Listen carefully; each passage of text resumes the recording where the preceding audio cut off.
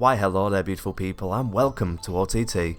This is my reaction to the shock announcement from BBC for their new lineup for BBC's Top Gear. Now, their presenters have been, we've all knew that Ginger Ninja aka Chris Evans was always going to be one of the presenters, and it's been kind of a mystery over the last couple of months of who's going to fill the other places. Now of course we thought it was going to be 3 presenters, but this time we have 6, including Stig. Well, Stig's not really a presenter, I suppose.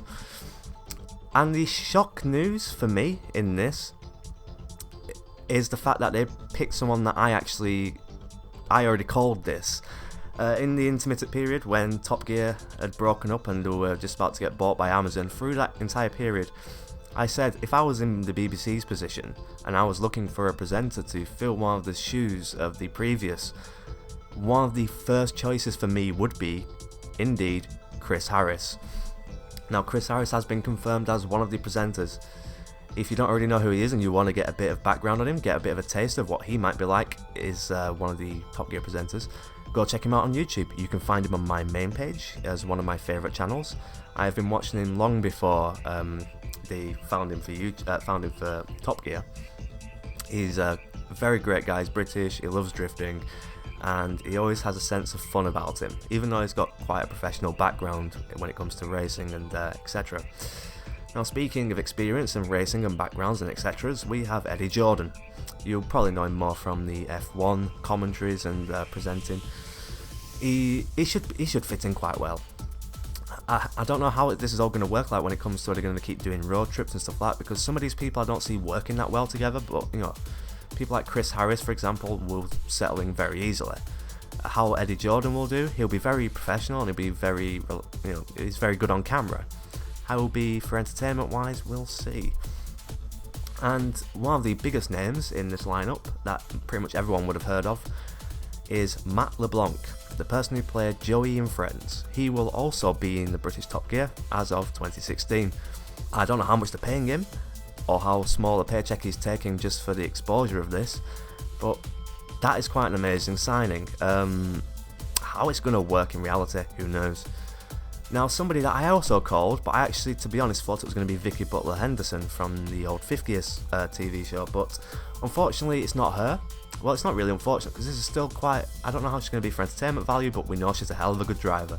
It's Sabine Smits, the woman who beat Jeremy around Nürburgring in a van when he was in a Jag.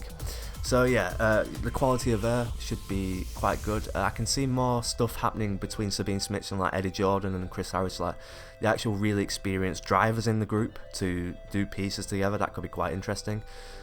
And finally, we have a guy that unfortunately I can't remember his name and I've not written it down, but he's a guy who won the contest. They had BBC had an open contest where people could audition, send in video clips, a bit not too unlike how Big Brother used to be, if you've ever heard of Big Brother.